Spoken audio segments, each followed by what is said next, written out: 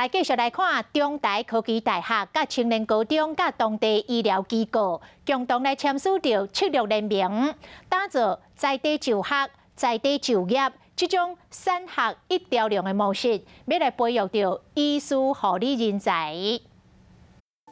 两位校长希望透过合作，才会栽培医师护理人才。那这样的一个结盟的模式哈，我想我们可以把我们的大学端的资源呢，能够投入到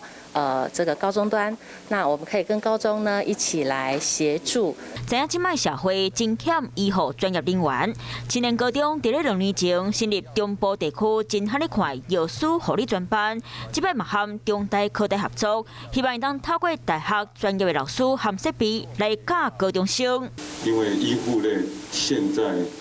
对应的学校实在不多，我们也希望说在这一部分